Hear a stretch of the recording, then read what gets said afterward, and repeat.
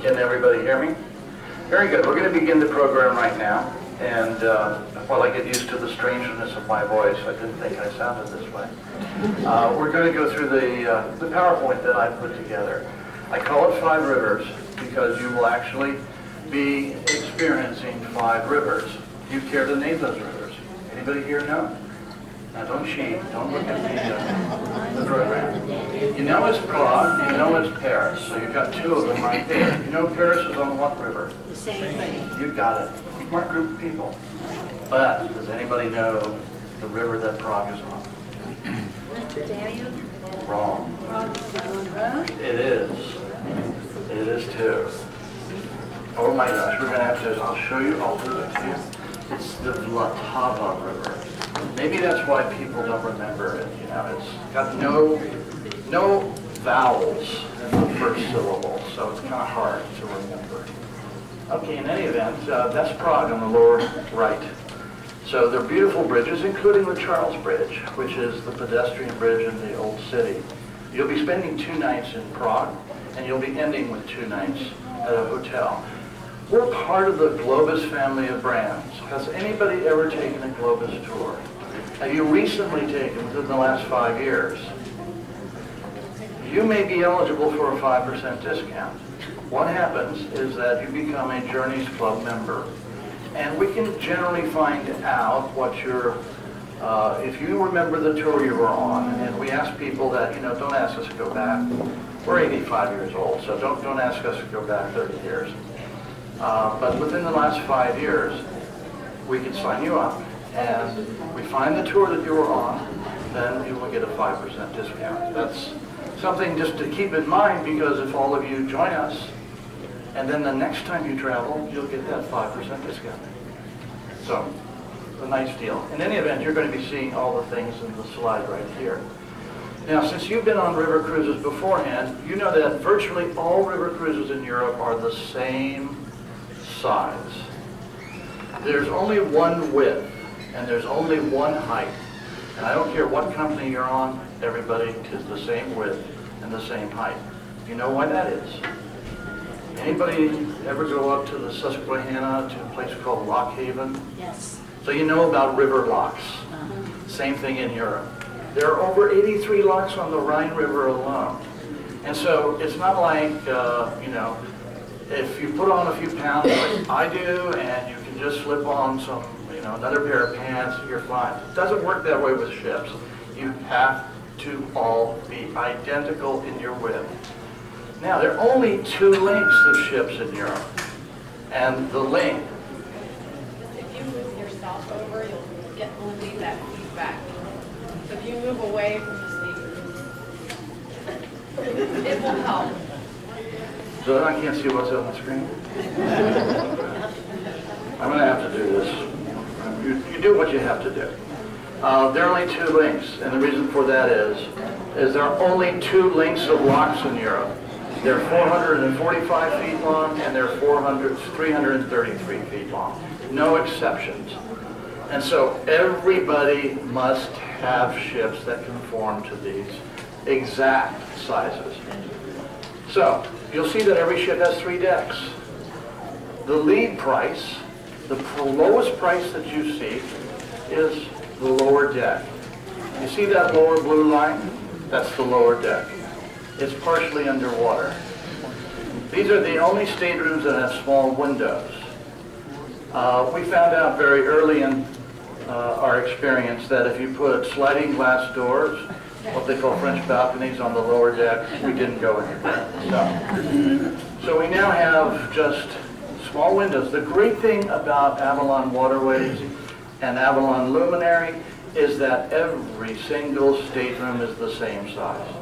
No exceptions. We're very egalitarian. We make you pay more money for a better view, and that's it.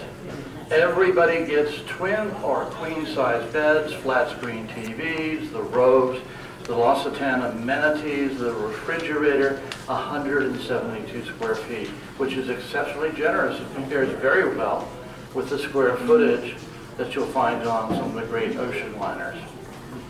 So you can see very easy that we have contemporary ships. The ship you're going to be sailing on was launched in 2010. Our oldest ship was launched in 2007, and we have 13. So we know that you want large cabins, you want new ships, and we also know that you prefer English, your native language, you prefer to hear that when you travel. And that's our marketing plan, is only to market to English-speaking people. So Globus and Avalon Waterways, you will never find German spoken.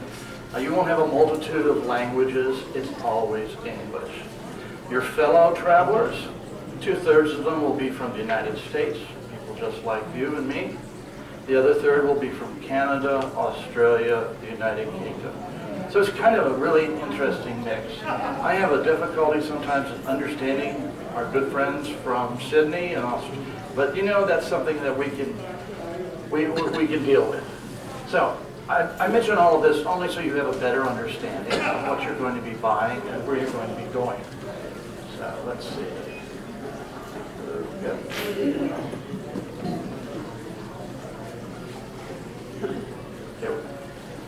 Okay, when you start looking at the pictures I have, these are lifted right off of our boats. Our average vessel has over 300 large picture windows.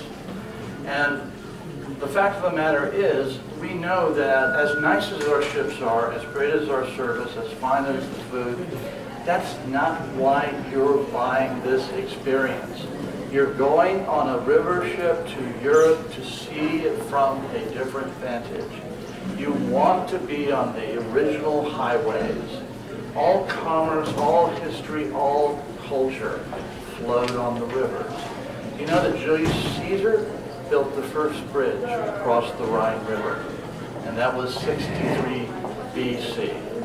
So people have been coming north. That's one of the reasons you have unbelievable vistas, castles on top of hills, and some of the oldest cities are always on a river or on some seaport.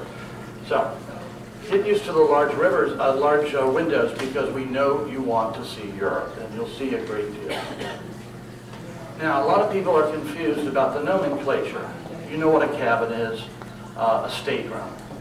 Now, on our ships, I've already told you that every single stateroom is 172 square feet, so you're not missing a thing. And you're not having to pay a penalty because you buy the least expensive. You're having all the same things that everybody else is. So what you're getting as you move up to the second or third deck is a more panoramic view. And you're going to be sailing through 3 rivers, and you're going to actually want to have that panoramic view. So that's why we construct our ships so that 85% of the staterooms have what we call French balconies. They're not balconies. That's marketing for sliding glass doors, floor to ceiling, that give you a magnificent view. You can see what they're like. And because we serve complimentary wines from the region without limit, and your dinners, you're going to have several glasses, and those you might start with the white and end up with the red. You know, we have to put those barriers there, so nobody suffers the consequences from having a little bit too much. Sightseeing is part of the entire exposure, the entire experience, and everywhere we take you, Prague, Paris, and everywhere in between, you will enjoy an included shore excursion at every single place. That's already paid for. There indeed will be some optional excursions, which you can actually pre-purchase through Lisa and her team before you leave. It's not necessary. I very seldom purchase optionals, but I do if it's something I really want to see and want to do. When you're on the ship, every single meal and then some is included. When you're in Prague and Paris, a beautiful breakfast buffet is included. But after that, you're kind of on your own, and that's not a chore because you're in 2 of the great cities of Europe. People are talking about Prague these days as another Paris. You'll see some pictures and you'll see why they make that comparison. So we know that the rivers are beautiful. We know Prague is glorious, and that is the Vltava River. We know they're historical. We know that they reach everywhere. In fact, waterways crisscross Europe. You probably did not know that even Berlin has more canals than Venice. Everywhere you go in Europe, there are waterways. And just part of the way things have been laid out. And of course, my favorite subject is food, and I'm going to get to that after I show you a few more slides. And finally, you're ending up in Paris, and what can you say? Paris is Paris. My wife and I are Francophiles. We go for at least 2 weeks every single year, and I've been going every year since I was a little boy, over 50 years. So it's, if you haven't been to Paris, you're in for a real treat. If you have been, and you're going back, it's not a chore in any shape or form. Okay. So, Avalon. Ships are different. I've already told you they're the newest ship on the rivers. Our average age is slightly over 2 years. Our oldest vessel was built in 2007. The one that you're going to be traveling on, built in 2010. The service is phenomenal, but the most important reason is that all of our excursions, all of our tour guides are Globus tour guides. And if you've been with Globus, you know that we're the best. We've been doing this since 1922. And the same family that started us in 1922, they're the owners today, and they live in a certain degree of luxury in Lugano, Switzerland. Because our business model is to let them take care of the money, and we have Americans running the company out of Littleton, Colorado. Our chairman of the board started 45 years ago as a Globus tour guide. So we do promote from within, and our culture is very, very remarkable. Lots of awards. I won't go into those. Just trust me, we've won them all. This describes you, your well-traveled, your experience, and you do notice a difference. The average age on river cruises actually is starting to drop. When I started cruising rivers, it was in the 70s. Now we're finding the average age is somewhere about 61, 62. So you're going to find people very much like ourselves traveling on these trips. People that want a different way of experiencing Europe. Or they're like you, you've already enjoyed this several times. You've already enjoyed this several times, so you're not throwing good money after bad. You want to have the same experience again. We have a 99% repeat ratio at Avalon Waterways.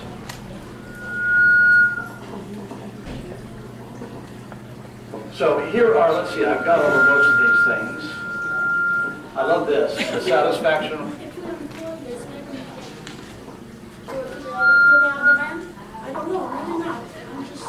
Thank you, thank you. Okay, I'll look over my left shoulder. Okay, that's good. Is that really better for you? It does seem to be. Thank you, ma'am. Thank you very much. Okay, can you still hear this? Maybe I was holding it too close. Okay, I've already mentioned the windows of the lounges. We make Europe easy to see, and you're going to see some remarkable things. So, more pictures. Now, here are the 5 rivers. You ready? Are you ready? Prague on the Vltava. Okay, you'll be spending 2 nights in Prague. And then we're going to take you on a brand new Globus motor coach to the German city of Nuremberg, about 3 hours. And by the way, when you're on a Globus motor coach, we have 54 seats. We have the same seat pitch, i.e. distance between rows, that you'll find in some business classes, identical to Insight, and our average load is 37 people on a 54-seat bus. We also have emergency bathrooms. They're modern, and we're the only company in Europe that has complimentary Wi-Fi. So if the beautiful things you're seeing outside the window is just not enough for you, then you can pull out your iPad or your iPhone and just go online and be happy as a clam. By the way, Wi-Fi is included on all of our coaches. It's free. Also on all of our ships, it's complimentary. If you don't want to bring your own device with you, then we have a little internet cafe on board. But it's complimentary, and we're not going to surcharge you with a lot of different expenses once you've made your purchase. Okay, the next one is the Main River. And you're lucky because you're actually going on a separate body of water called the Main-Danube Canal. 40 years ago, it's been on the books for over 2 or 3 centuries, we finally completed the canal that links the Main and Rhine rivers with the Danube River. So 40 years ago, for the first time, it was possible to sail all the way from the North Sea to the Black Sea. And we actually have some cruises that do just that, 23 nights long. So, the Main River, all of the cities end with E-R-G or U-R-G. So if you're confused as to where you are and what river, just look for the sign of the... If it's Middelburg, it's the Main River. If it's Bamberg, it's the Main River. If it's Würzburg, it's the Main River. So it's really easy. It's a very, very beautiful river because it kind of patterns the route that the Romantic Road follows. So if you've been to Rothenburg am der Tauber, if you've been to Heidelberg, etc., you know that the Romantic Road is just exquisite, beautiful Germany. So you're actually sailing in a similar area. And then you're going on a partial ride up the Rhine. You're going to go with the flow, and you're going to turn right at the Main, and we basically have Wiesbaden and Frankfurt there. And you're going to see the most beautiful part of the Rhine. It's the only part of the Rhine that is a World Heritage Site. It's from Rüdesheim to Koblenz when you enter the Mosel River. There are so many castles that has been designated a World Heritage Site by UNESCO. A lot of people who have never done river cruises say, oh my God, do you sail at night? It's actually the opposite. Is at nighttime we tend to tie up. There are a couple of exceptions, but by and large you sail during the day because you're not there just for the ride. You're there to see Europe. And there's no point in sailing past the Rhine Gorge and all these castles if you can't see them. So you will transit the Rhine Gorge, the World Heritage Sites, in the middle of the day. And it is spectacular. And then you're going on to what some people argue is the most beautiful river, the Mosel. The Mosel is a very short river. It's only about 340 miles long. It runs from France and Luxembourg through Germany when it flows into the Rhine. You'll see some pictures. The Mosel is stunning. Great wines on the Rhine and the Mosel. As part of your visionscape is seeing vineyards and castles, and then on the same ship having the wines you just saw. By the way, you're there at a little after harvest time, so it's a nice time to be touring. One of the little signature touches we do, other companies that do a similar cruise, nothing wrong with buses. We live in, we don't even call them buses, we call them motor coaches. But she does something, getting on a train from time to time is really a lot of fun, especially the European trains. And so after you're seeing Trier and the old Roman city of Metz, we're going to put you on the French TGV, and then you're going to go to Paris. That's nice. That's a different thing. And I like different things. And of course, then Paris on the same. So are you clear about the 5 rivers now? Very good. And just in case you're not, I have a map. In fact, I have 2 maps. I have this map, and I have this map. So that's also on your flyer, the beautiful brochure that was put together by the people at Travel Haus. Take a look at it, and you'll see exactly which cities you're going to be visiting, where you start, where you end, and the rivers you'll be on. Okay, Bernkastel on the Mosel River. These are just generic pictures. By the way, you can go online and take a look at any of our ships or any of our itineraries, and you will see maps. You can have a virtual tour of all of our ships, including luminary, so you can see exactly a bird's eye view, a camera's view of everything. Now we start in Prague. So this is where the actual itinerary. We're going to be starting in Prague. And yes, it's on the Zlata River. The hotel you're going to be using is a deluxe hotel called the Intercontinental, and it's only a few steps from the Charles Bridge. Some people would argue that 2 nights and a full day is not enough for Prague. It's kind of like Paris. I mean, you could spend a lifetime and not discover everything. There are so many things to see. And sometimes just walking around is the best way of all. Music, there are three great cities of Vienna's empire, of the Habsburg Empire, and Prague is one of them. Now you see that Prague is on a river, and the question you might have is, why on earth don't we sail into Prague? Why doesn't anybody sail into Prague?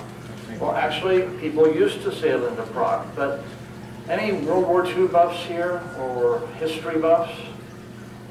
Part of the Soviets' defense posture was to make all of their trains and all of their rivers and canals, all the locks, narrow gauge. And doing so, they would prevent entry from anybody from Western countries. So they built their locks narrower than the ships that were being built in the West were, so nobody could just come on in. And the same thing for trains. You had to change gauge.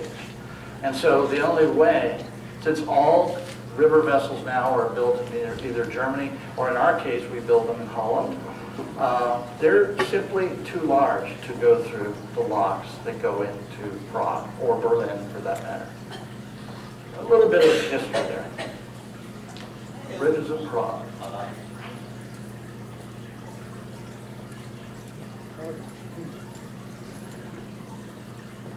Now, I love wine and beer. I mean, beer is probably my great love. So I go to Europe, I can't wait to have beers I never can get at home.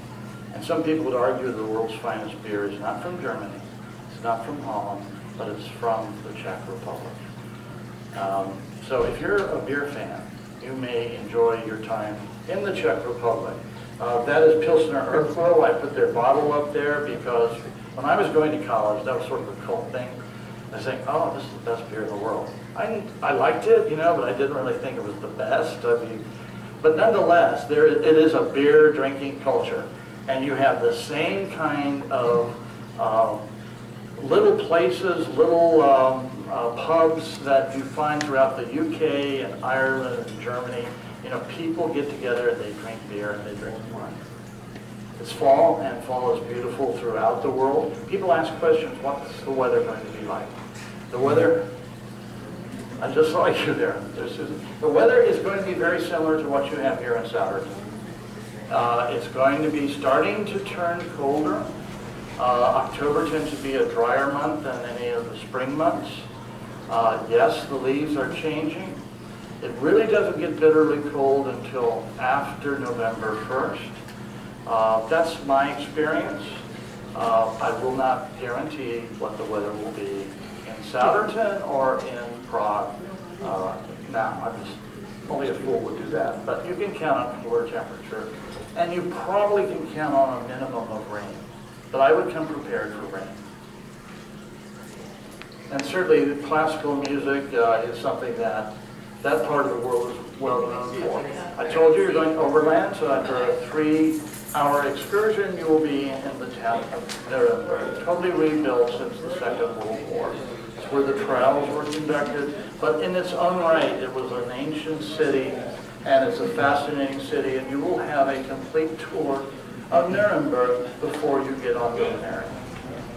You will get on Luminary, and you will be heading right, looking at the map, and you will be going to my favorite little town on the Main, which is Bamberg.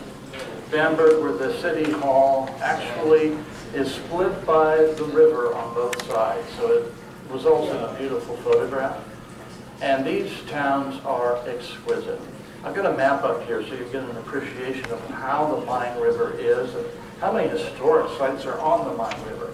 One of them is Würzburg, and again, the beautiful palace that you see up there, the bishop's residence, is a UNESCO World Heritage Site. You'll be visiting that while you're in Würzburg. And it's spectacular. And as I mentioned beforehand, it's on the romantic road, it's on the Main River, and there's every reason in the world to want to spend some time there. We'll spend a few hours, but nonetheless, you have to press on, don't you? And you have to head down the river because we have, one of the things that when you go off the ship, you will be warned that we leave at such and such a time. There'll be signs everywhere. You'll be cautioned beforehand. You'll be given a little slip that will say, this is the phone number, this is the cell phone for your tour director, this is the captain's cell phone number, this is the address where the ship is, you must be back at 1 p.m. and if you're not, we will leave without you. That sounds harsh and callous, but it is required because we go through so many locks and you have a reservation. It's like flight slots for an airline. You know, it's not a matter of, oh, we'll take off when we take off. You have to be cleared. Same thing with all traffic on the rivers.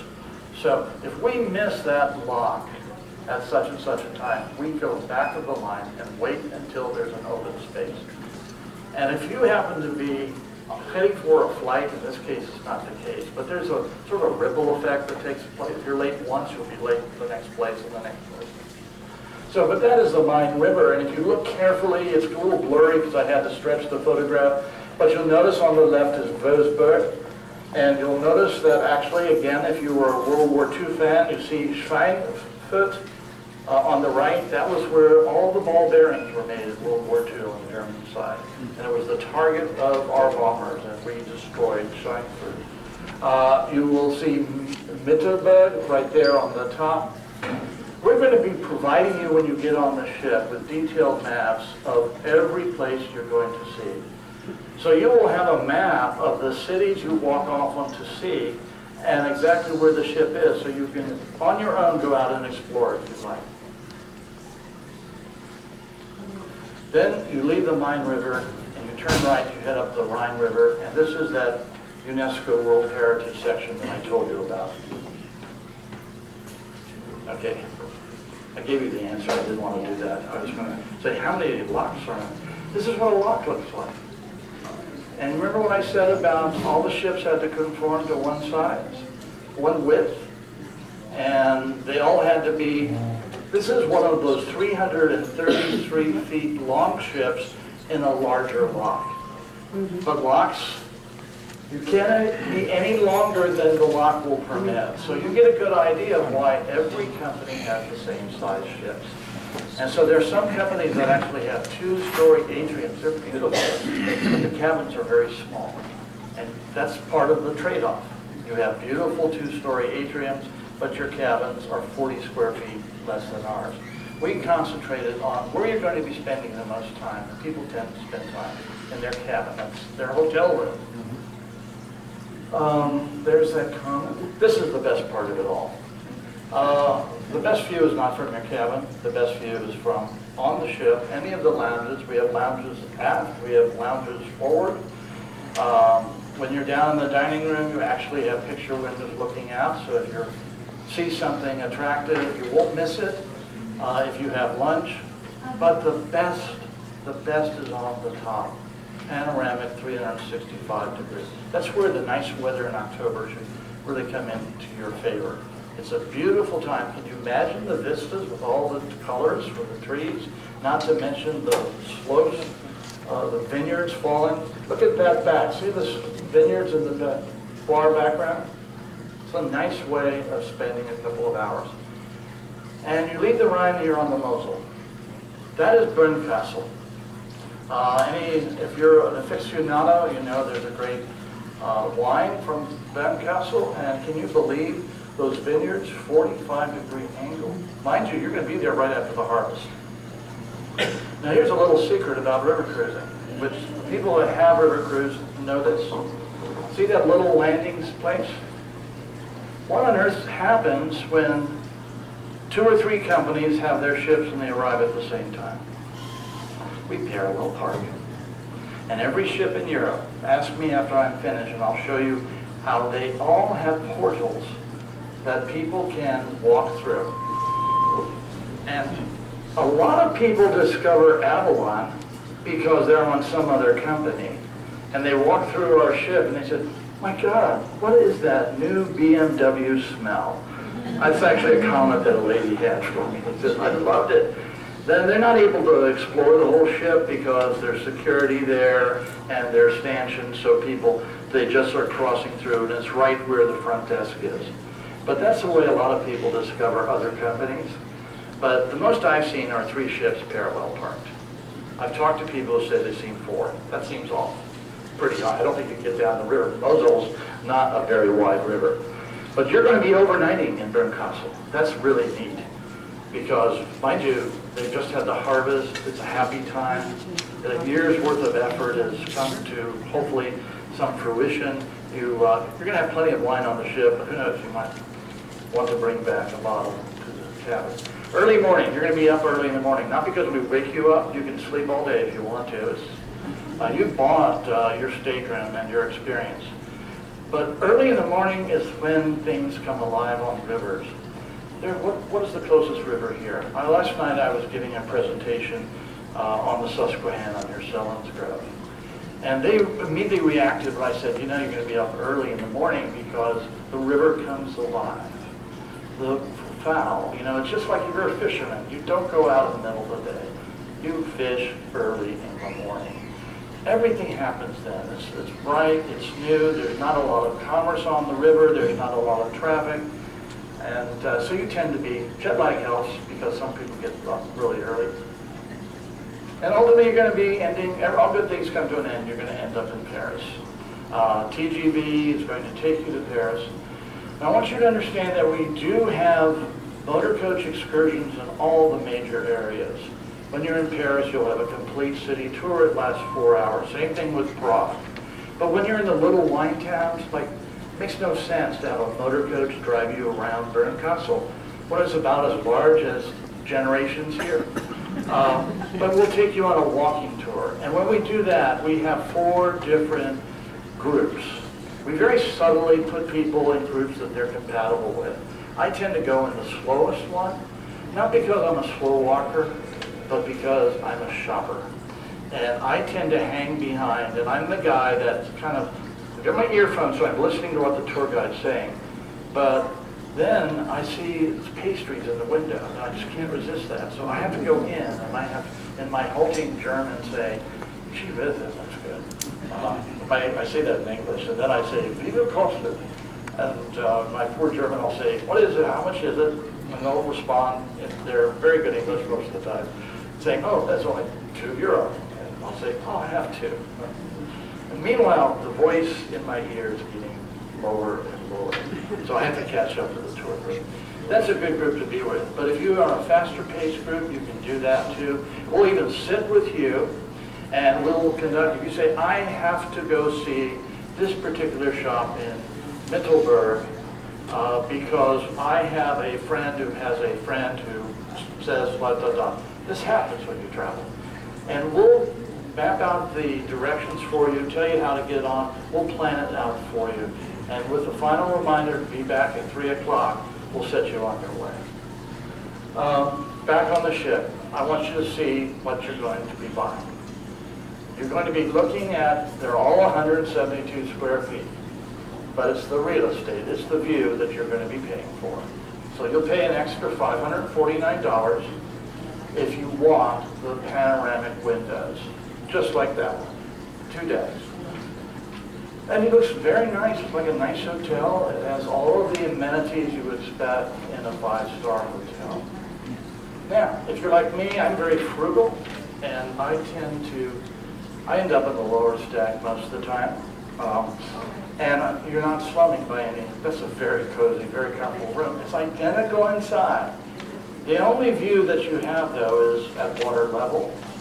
And when I look out the window, I often see ducks or geese looking right back at me. It's true, it's true. All the nice amenities. You'd expect in a fine hotel, fresh flowers, the nicest, you can load up on Occitan because we keep putting all of those Occitan amenities every, so we keep 4 or 5 every day, so you're going to have to allow in your suitcase some extra weight for that because I haul it back with me. Waikiki, you know, all of the amenities on board, I've never seen anybody actually use the state-of-the-art health facility because they're walking so much. Looking at the cabins now, I actually last night went online just so you have an idea. A lot of people will stand in front of you and say, oh, you got to book now because the price is going to go up, or because the ship is almost filled, and they're talking about 1,000 room ocean vessel. This 69 staterooms, folks. I'm selling net groups right now for 2014. I'm giving presentations to people just like you. Why? Because it's the 70th anniversary of the invasion of D-Day, and our Paris to Normandy beaches is going, even though it's 2 years away, people are booking it. So this is what was available yesterday. You've got plenty of availability. So what I would like you to all write out your checks right now, or give at least your credit cards. You really don't have to. But be aware that the ship's about half filled right now. And that means people have put down their non-refundable deposit.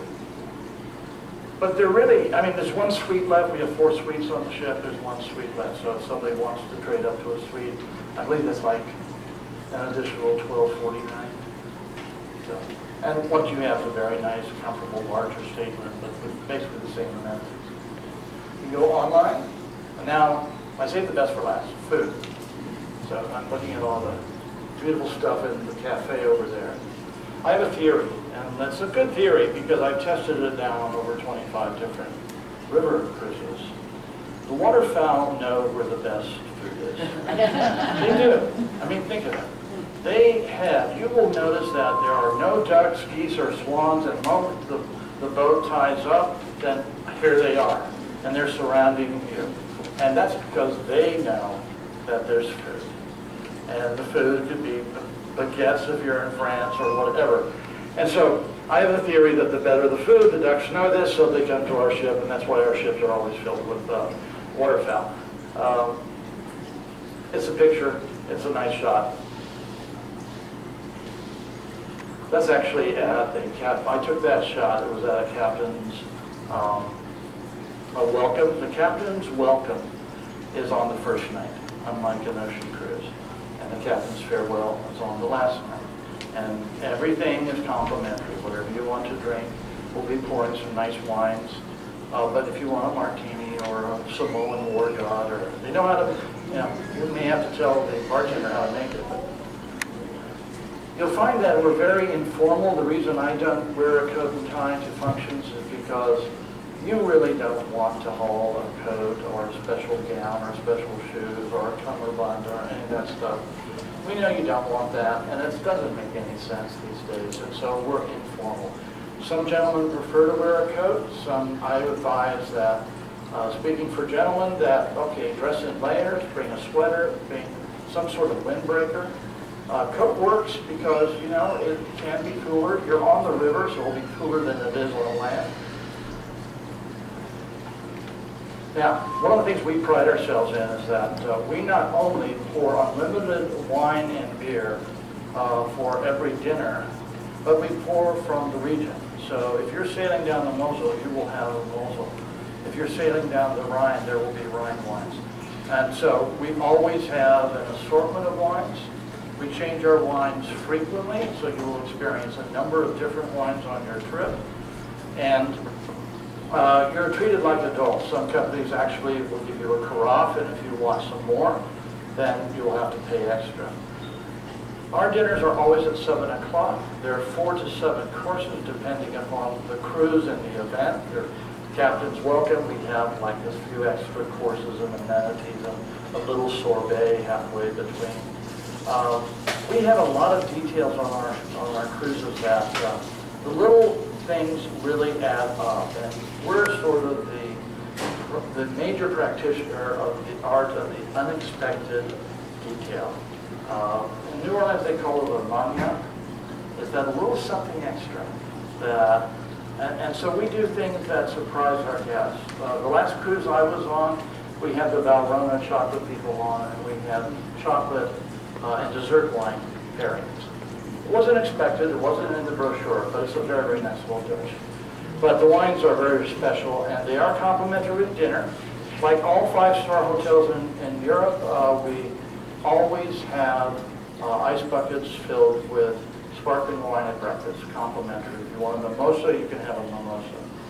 And we have complimentary soft drinks at lunch. If you want a beer at lunch, that would be extra. There's the casual look. You're going to be spending as much time upstairs as you possibly can. Now, alternate dining. Weather permitting, we always have a bistro upstairs. This is for paninis. People are spending so much time up there. If you want to have a beer, a panini, a salad, something light that can be fixed on the grill, then by all means you will be enjoying that as well. All the breads, all the desserts, a lot of things are finished on board. There will be a galley tour and you'll be surprised. You've been on some small galleys beforehand, but these are small, but they're staffed with some of the best chefs in the world, and the food that we do is remarkable. I mentioned that all of our tours are by Globus. Big difference. Globus is a huge organization that has a long history of experience. I know that Lisa and Susie sent me a lot of clients on Globus, and I'm proud to say that we're probably one of the best companies they work with because we very seldom have issues. Most clients come back and travel with us year after year after year.